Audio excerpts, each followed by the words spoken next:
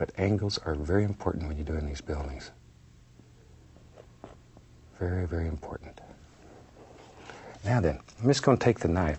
I'm just going to make the indication of a few little windows here and there. I don't have time here to paint each one of them in, so I'm just going to use the tip of the knife and just scrape in some little indications. Now, when you're doing yours, maybe you'd like to come back and put a light on some of these windows here and there. There we go. See there? Just pop them right out. There. Okay, a little bit over in here. As I say, our day in Central Park was one of the most fantastic days of my life. In fact, maybe we could share a little bit of that with you. We took a video camera with us, and we took a few pictures while we were there. And this was our day in Central Park. Annette and I and Joni, her daughter, who's the publisher of our newsletter, went with us, and shoot, we had a fantastic time there. We met some of the most beautiful people in the world. People brought paintings to show us, young to old. There's Annette and her daughter, Joan. There. And we did a couple of paintings when we got to talk with people, and it was one of the most fantastic days of my life. And if we get back there, I hope you come and see us and spend the day with us. I'm still just putting in windows while you're watching that. There we go. Look at there. There's Dana. He's one of our instructors on the national staff. He went with us and painted. This Dana Jester. He's quite a character, too. There. Okay, I'm just putting in a few little window indications. Something like so. Now then, that gives you a very basic idea of how to do some little buildings. And you can put a lot more detail in them when you do them at home. Okay, now then, tell you what, let me clean off my palette and get a place to work here. Let's have some fun. We'll take some black, a little Prussian blue, a little bit of that phthalo green in there. What the heck? A little crimson. You can throw some Van Dyke. It doesn't matter, as long as it's good and dark. Okay, let me clean my knife off here. We'll use the old round brush today. Let's go right in here, tap in a little bit of color. And let's just make a big decision. Maybe right along in here lives a happy little tree. We don't know. Somewhere along in here. Okay, all we're doing right now is just throwing in some dark color. Shoot, I should scrape in a few little windows in this building, too. Almost forgot him. Don't want him left out. People in here couldn't see. There. Okay. Now then, come right along here. If this is going to be water, tell you what, let's grab the base of this, pull it straight down, and create the illusion of a reflection there. That easy. There we are. Very lightly go across, and we have instant reflections. And let me see here. I've got a couple of old round brushes going. So let's tap this one into a little bit of yellow. Be right back. I'm going to reach up here, get a little sap green. There. Nice green color. And just tap this. Just want to load a little paint in it. A little yellow ochre, a little Indian yellow here and there. Okay, let's go up here. Now maybe there's some nice highlights right out here on these.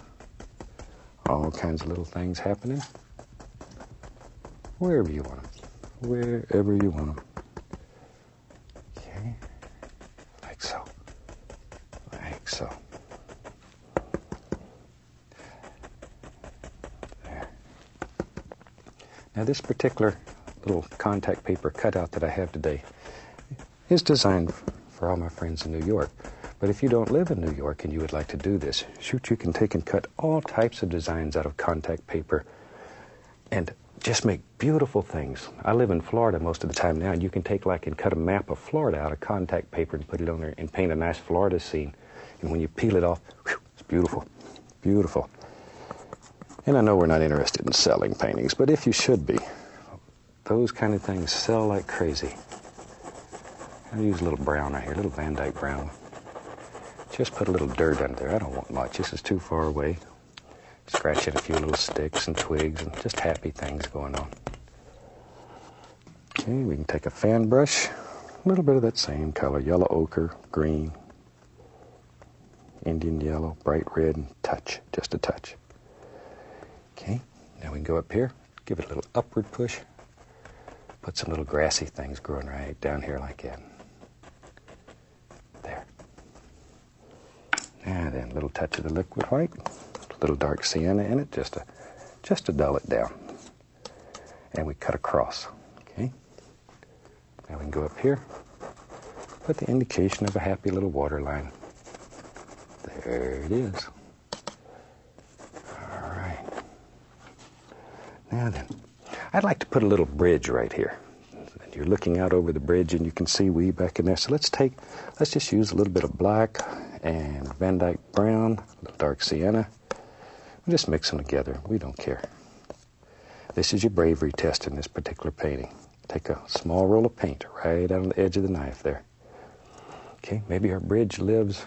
Here it goes. Right there. Right there. Just be brave. Drop it in. Drop it in. Okay? And this is, if I remember, this bridge had a nice curve in it. Like that. Just like that. Look at there. Okay, and this side. There.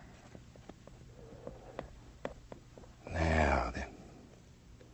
That gives us a basic shape for our bridge. The other thing that's so neat here, maybe it was reflected right into the water. So we just take and pull a little bit of that paint. We're just looking for a very basic little shape under here. Just really push that in.